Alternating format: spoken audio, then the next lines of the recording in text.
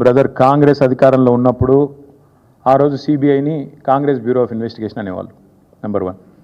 రెండవది, ఈడీ అనే సంస్థను తెచ్చిందే కాంగ్రెస్.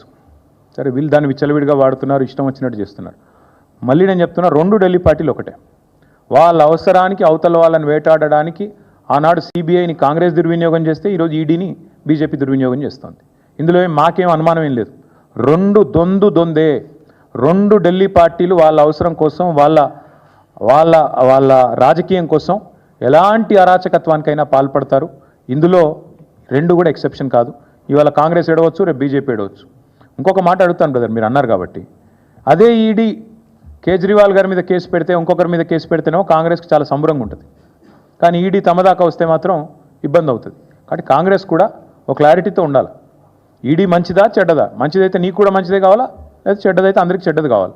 అంతేగాని వేరే వాళ్ళు నీకు రాజకీయంగా పడని వాళ్ళ విషయంలో అయితే నీకు బాగున్నప్పుడు, అనుకూలంగా ఉన్నప్పుడేమో ఈడీ మంచిది, లేకపోతే చెడ్డది అంటే ప్రజలు కూడా నవ్వుకుంటారు. గుర్తుపెట్టుకోవాలి. అధికారులు అనుకూలంగా వ్యవహరించవద్దని నేను అనడం లేదు. నేను చెప్పేది ఏమంటే చట్టబద్ధంగా వ్యవహరించండి అని చెప్తున్నాను. రేవంత్ రెడ్డి అనే మూర్ఖుడు ఒకవేళ తప్పుడు పనులు చేస్తే, ఆ తప్పుడు పనులకు ఎవరైనా వంత పాడితే వాళ్ళు కూడా చట్టపరంగా ఇబ్బందులు పడతారు. ముఖ్యంగా పోలీసులు ఎవరైతే ఇవాళ రెచ్చిపోయి రేవంత్ రెడ్డి గారి ప్రైవేట్ సైన్యంలాగా పనిచేస్తున్నారో, మా కార్యకర్తలు, మా సామాన్యమైన మరి క్షేత్రస్థాయిలో పనిచేసే సోదరుల మీద కూడా కేసులు పెడుతున్నారో వాళ్ళకి నేను చెప్తున్నా, వాళ్ళెవరో వాళ్ళకు కూడా తెలుసు. ఎక్స్ట్రాలు చేస్తే సుప్రీంకోర్టు ఉంది, ఈ దేశంలో న్యాయ వ్యవస్థ బతికే ఉంది. మేము కూడా కోర్టుకు పోతాం, మీరు కూడా ఊచలు లెక్క పెట్టక తప్పదని చెప్తాం.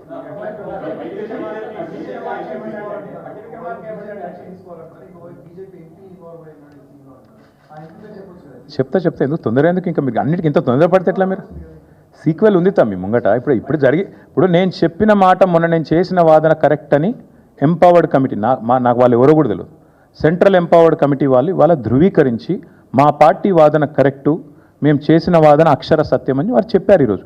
దాని మీద తదుపరి కార్యాచరణ ఇవాళ మేం కాదు కదా చేయాల్సింది, ప్రభుత్వంలో ఉన్న భారతీయ జనతా పార్టీ చేయాలి.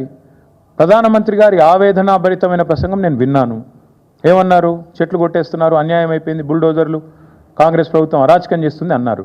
మరి నిజంగా మీ ఆవేదన నిజమే అయితే, భారతీయ జనతా పార్టీకి పర్యావరణం మీద ప్రేమ నిజమే అయితే, తెలంగాణలో ఆర్థిక దోపిడీ ఏదైతే జరుగుతుందో దీని మీద మీకున్న అవగాహన నిజమే అయితే, సెంట్రల్ ఎంపవర్డ్ కమిటీ చెప్తున్నది వెంటనే ఇండిపెండెంట్ ఏజెన్సీ ద్వారా ఇన్వెస్టిగేట్ చేయించండి అని. చేయిస్తే అందరు దొరుకుతారు, ఆ బీజేపీ ఎంపీతో సహా అందరు దొరుకుతారు. ఇక నేను ఎందుకు పట్టేయాలి? దొంగను వాళ్ళే పట్టిస్తారు.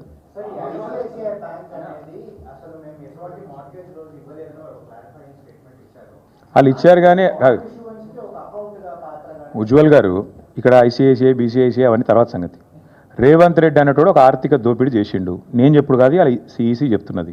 ఇక రామాయణంలో పిడకల వేట లెక్క నేను బ్యాంకుగా పనిచేసిన మార్ట్గేజీలు అవన్నీ నాకెందుకు?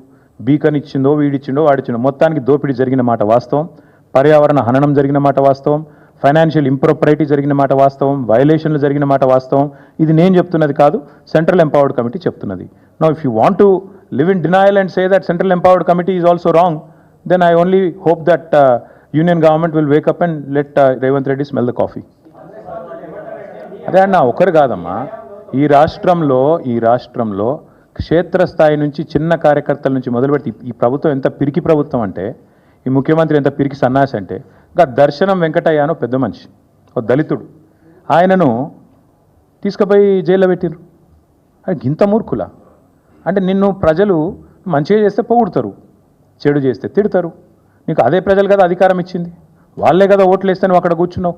మరి వాళ్ళని జైల్లో పెట్టడం, వాళ్ళ మీద కేసులు పెట్టడం, భయపెట్టించి బతుకుతా అనుకోవడం, ఎన్ని రోజులు బతుకుతావు? ఎన్ని రోజులు తప్పించుక తిరుగుతావు? నేను నిజంగా అడుగుతున్నా రేవంత్ రెడ్డిని, ఈ సోషల్ మీడియా ఇడిచిపెట్టు. నువ్వు నిజంగా దమ్ముంటే సెక్యూరిటీ లేకుండా ఒక ఊళ్ళకి రా, ఏ ఊళ్ళకన్నా ఊరు నీ ఇష్టం. ఈ రాష్ట్రంలో ఎక్కడికంటే అక్కడికి రా, ప్రజలు ఏమనుకుంటారో కరెక్ట్గా విను, తెలుస్తుంది. ఇంకా సోషల్ మీడియాలో తిడుతున్న తక్కువ, బయట తిట్లు వింటే మీరు ఒక్కొక్కరు చెవులకి రక్తాలు గారాలి, గట్లా తిడుతురు. వాస్తవం ఏంటి అంటే ప్రజల మూడ్ అట్లుంది, ఆక్రోశం అట్లుంది. నిన్న మీరు చూశారు సత్తుపల్లిలో ఒక లేడీ ఆ వరి కుప్ప మీద కూర్చొని ఏడుస్తున్నది. శ్మశానంలో ఇలా ధాన్యం ఆరబోసుకునే పరిస్థితి వచ్చింది ఈయన వచ్చిన తర్వాత. అంటే ఇంత దరిద్ర పరిస్థితి ఉంటే నువ్వేమో విదేశాల్లో జల్సాలు చేస్తుంటే ప్రజలు ఖచ్చితంగా ఆక్రోశిస్తారు, తిడతారు. దానికి ఎవడేం చేస్తాడు? ప్రజాస్వామ్యంలో ప్రజాపాలనలో ప్రజాస్వామిక స్ఫూర్తి ఉండాలి. ప్రజలు విమర్శిస్తే తీసుకోవాలి, పొగిడితే సంతోషపడాలి. తప్పే ఉంది అందులో?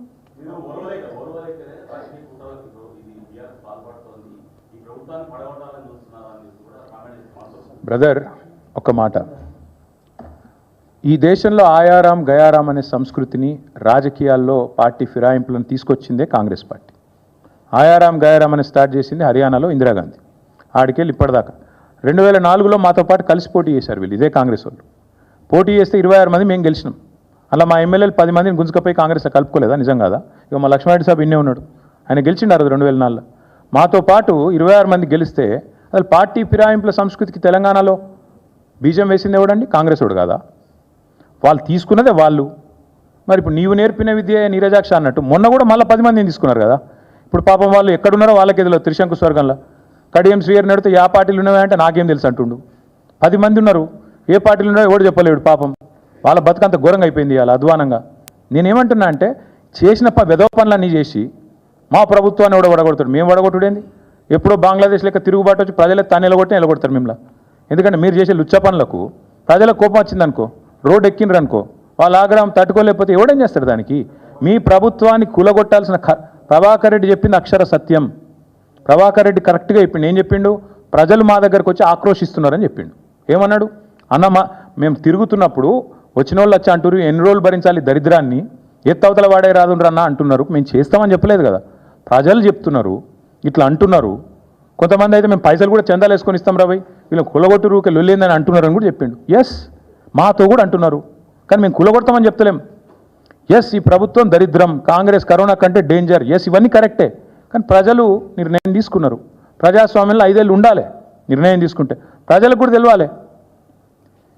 You can make choices but you are not free from the consequences of your choices. నేను ఎందుకు చెప్తున్నా అంటే ఒక నిర్ణయం ప్రజలు తీసుకున్నారు, తీసుకున్న తర్వాత కాంగ్రెస్ అధికారంలో ఉంది. నేనైతే మనస్ఫూర్తి కోరుకుంటున్నా కాంగ్రెస్ 5 ఏళ్ళు ఉండాలి, రేవంత్ రెడ్డే ఉండాలి 5 ఏళ్ళు. ఎందుకంటే మళ్ళీ 20 ఏళ్ళ తర్వాత ఎవడు కాంగ్రెస్ కోటేయడు. ఇది నా వ్యక్తిగత అభిప్రాయం. కాబట్టి మాకు ఈ దిక్కుమాలిన ప్రభుత్వాన్ని కూలగొట్టే ఆలోచన కానీ ఎజెండా కానీ కర్మ కానీ మాకు లేదు. అవసరమైతే సందర్భం వస్తే ప్రజలే రోడెక్కుతారు, తొక్కి అవతల వాడేస్తారు. ఇంతకంటే పెద్ద పెద్ద నియంతలే కొట్టుకపోయారు. Thank you. తలకెక్కి అహంకారంతో,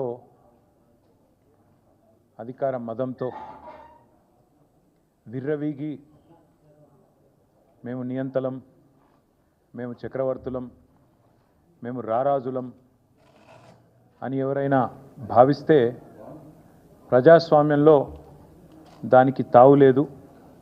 ఈ దేశంలో ఉండే 4 స్తంభాల్లో, ప్రజాస్వామ్యానికి మూల స్తంభాలైన 4 స్తంభాల్లో